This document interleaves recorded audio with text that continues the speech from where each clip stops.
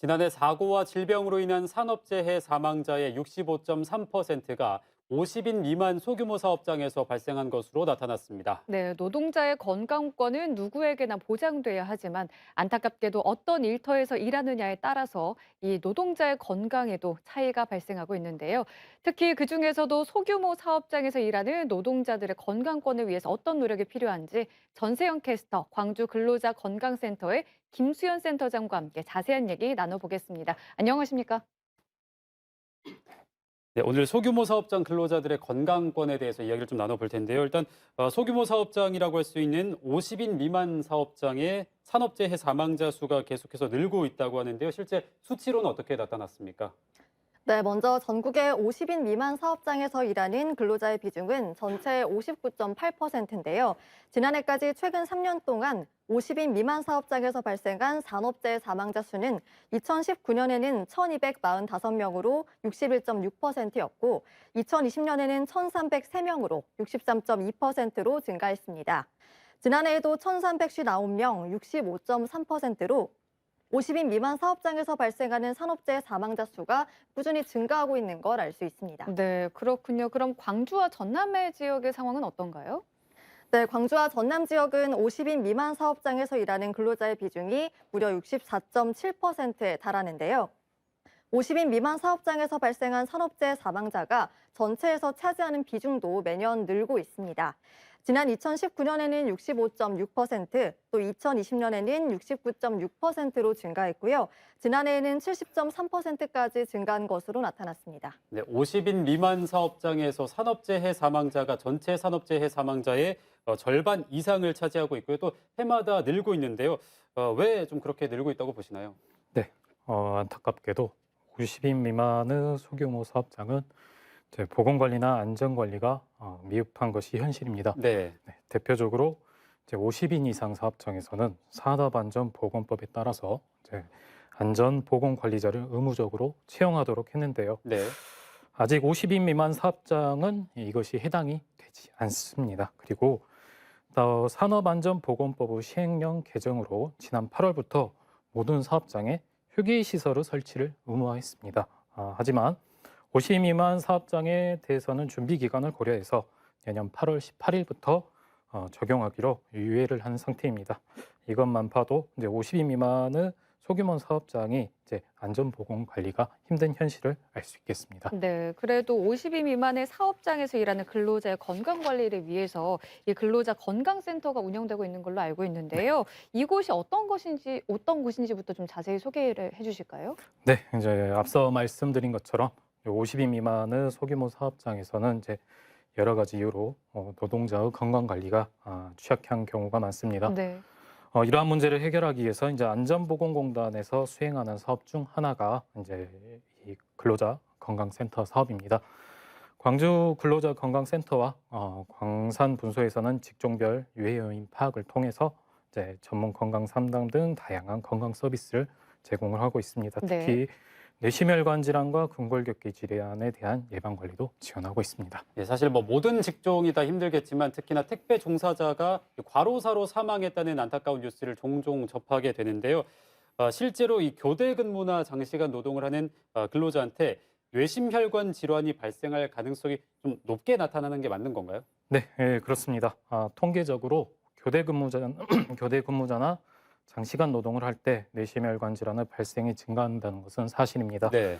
한국보건사회연구원의 자료에 따르면 이제 교대 근무자에서 26% 정도 심혈관 질환의 위험이 증가하고요. 네. 또 이제 55시간 이상, 주 55시간 이상 장시간 노동자의 경우 심혈관 질환의 위험이 1.13배, 뇌졸중의 위험이 1.33배 정도 높아진다고 합니다.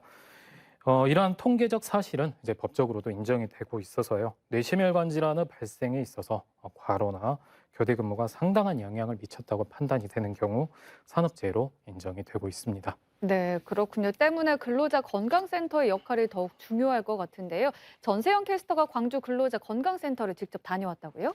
네, 근로자분들이 광주 근로자 건강센터에 방문을 했을 때 어떤 혜택과 서비스를 받을 수 있는지 제가 직접 현장에 가서 살펴봤는데요. 자세한 내용 영상으로 확인하시죠. 지난 6월 스위스 제네바에서는 노동 문제를 다루는 유엔의 전문 기구인 국제노동기구 총회가 열렸습니다. 이 자리에서 국제노동기구는 안전하고 건강한 노동 환경을 5번째 노동 기본권에 포함했는데요. 실제 산업 현장에서 모든 노동자가 건강한 권리를 공평하게 누리고 있을까요? 현실은 그렇지 않습니다. 지난해 기준으로 국내 50인 미만 사업장에서 일하는 근로자의 비중은 59.8%에 달합니다. 하지만 전체 산업재해 가운데 50인 미만 사업장에서 발생한 재해자는 무려 72.7%에 달하고 사망자도 65.3%에 육박하는 실정입니다.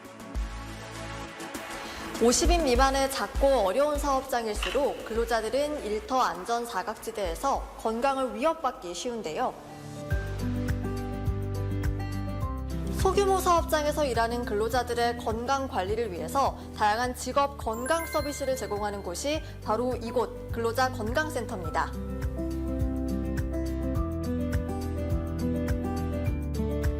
근로자 건강센터에서는 일반 건강진단과 특수 건강진단 결과 이상 소견이 있는 근로자들에 대해서 사후 관리를 하고 이제 있는데요. 근로자분들이 건강진단을 하고 나서 건강진단 결과에 이상 소견이 있을 때 그 이상 소견에 대해서 상담하는 업무를 지금 진행 중입니다. 건강진단 결과를 중심으로 한 기초질환관리와 함께 코로나19 장기화에 따른 필수 노동자에 대한 지원도 강화했다고 하는데요. 특히 택배 종사원이나 보건의료 종사자 등 뇌 심혈관 질환에 대한 취약 직종 근로자들을 대상으로 혈관 건강 프로그램을 운영하고 있습니다. 뇌 심혈관 질환의 6가지 발병 위험 요인을 자가 평가한 후 개선 계획 등을 세우고 관리할 수 있도록 돕는 겁니다. 그 밖에도 센터에서는 파트별로 근로자들의 건강 관리를 돕고 있는데요. 소음이나 화학 물질 등에 자주 노출되는 근로자들에게도 도움을 주고 있습니다. 우선은 저희가 청력 검사를 다시 한번 해드리고 필요에 따라서 보호구 상담이라든가 아니면은 현장에서 사용하시는 화학 물질 같은 경우 저희가 상담 드려서 취급을 어떻게 해야 되는지 이런 부분도 알려드리고요. 코로나19가 시작된 후로는 직접 사업장에 나가서 근로자들을 상담하는 경우가 많다고 하는데요. 현장에서 직종별로 호소하는 공통적인 통증 부위도 있다고 합니다. 공통적으로 호소하시는 부위는 목이나 허리 부분이고 최근에 어린이집 보육교사분들 같은 경우는 손목이나 팔꿈치 이런 부분들이 굉장히 많으시고요. 그리고 택배하시는 분들 같은 경우는 허리, 무릎, 엘리베이터가 없는 공간을 많이 다니시는 분들 같은 경우는 무릎이 많이 아프시다고 하시더라고요. 사실 근골격계 질환은 근로자들이 흔히 겪는 질환이기도 한데요. 센터에서는 실생활에서 직접 활용할 수 있는 스트레칭 등 예방법도 교육하고 있습니다. 통증이 있다는 거는 일단 내 몸이 상태가 안 좋다는 거니까 내가 어떤 식으로 몸이 아픈지를 알고 있으면 사실 예방할 수도 있거든요. 실제로 근골격계 질환 예방 교육에 참여한 근로자들도 수업에 귀 기울이고 동작도 열심히 따라하는 모습이었는데요.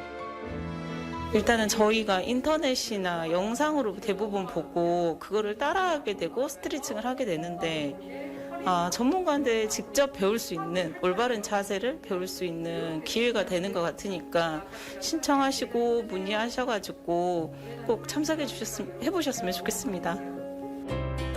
지난 2011년 개소 이후 현재까지 50인 미만 사업장 근로자 약 9만 2천여 명이 광주 근로자 건강센터를 통해서 직업건강 상담 서비스를 받았다고 하는데요.